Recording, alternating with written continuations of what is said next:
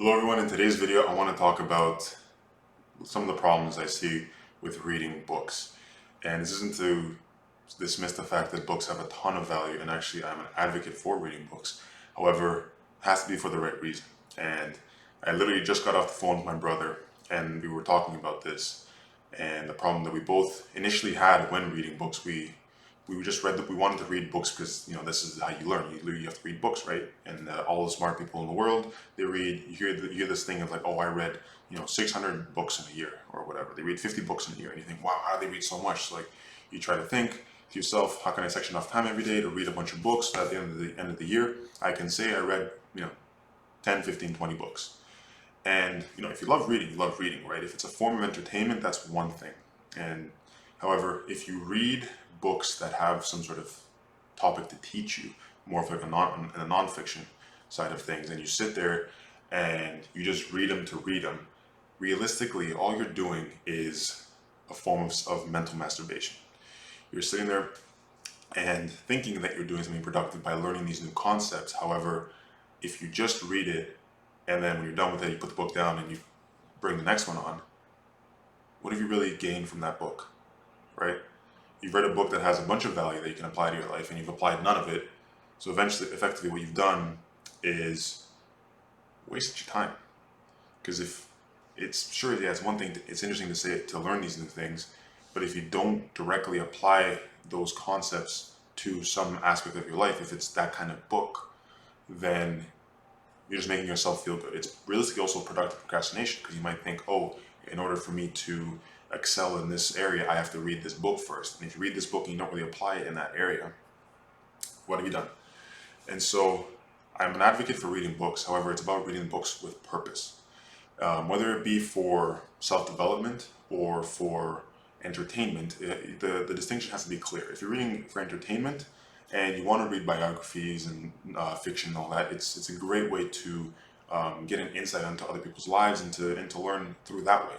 And one of the quotes that I like with this is that a man that does not read lives once, and a man who reads lives 1,000 lives. Obviously, I'm paraphrasing, but I like that idea that should you read a lot of stories in nonfiction books and in autobiographies, you actually will then get the experiences without having to go through them. And you get to live and be amongst different lives, and you get to see the insights that the author displays about the characters and their relationships with each other. There's a ton to learn from there. However, when it comes to that, there's a clear benefit of you're doing it for entertainment. If you're entertaining yourself, that's fine. Now, when it comes to self-development books, everyone says, oh, you have to read these 5 books. Okay, but why do you have to read these 5 books? What's special about these 5 books? What do you get out of these five books? What's the how and the why behind these 5 books that you're reading? If these books aren't applicable to you in your current stage in life right now, there's no real need to read it. If you're not doing anything with sales, or not even doing anything with marketing, for example, there's no real reason to read a sales or marketing book. However, if you are doing a book on, if you are trying to improve your philosophies on life, maybe reading a book on philosophy is important. If you want to improve your day-to-day interactions with people in a conversation, reading a book that can do so, such as maybe even a book on negotiation, because there's good reason to suggest that every conversation is a negotiation.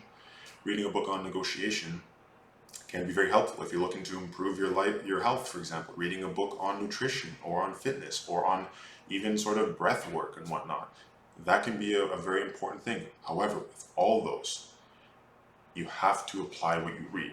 So it doesn't serve you much purpose to read a book and then put it down. If you read the book, though, you gain the insight and then you apply what you learn from the book. You then truly get the most out of it. And it takes a lot of time to apply what you learn in some of these books. Some of these books have some very deep ideas that they discuss and elaborate. And to integrate them into your own life in some way takes some time. However, to read fewer books in a year, but apply almost all of them, is far, far more beneficial than reading a ton of books and then allowing them to collect dust on the bookshelf and never applying them. Because then the book hasn't really helped you. It just makes you feel good thinking that you're helping yourself.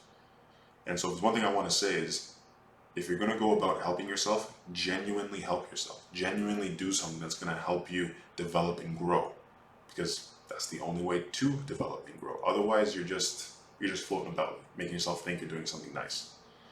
And so with that, I want to leave that there. It's a little bit of a rant. My brother and I got into it, and we're both just firing away back and forth, because we caught ourselves in that. We were just reading, we wanted to read books for the sake of reading books, until we kind of took the time to step back and say, okay, no, we have to apply these books. Otherwise, we're just making ourselves feel fuzzy and saying, wow, we learned stuff. And it's like, no, take the time, read the book, apply it, and then move on to the next one. So I hope you got something out of that. I hope it's something that you can start to really think about reframing the way you read some books. Some books aren't necessarily meant to be read right now. Maybe they're meant to be read in the future, once you're at a stage of life where you're looking to apply the concept that they're looking to apply. That they're talking about in that book. And so thank you for listening to my little spiel on this, and I'll see you in the next one.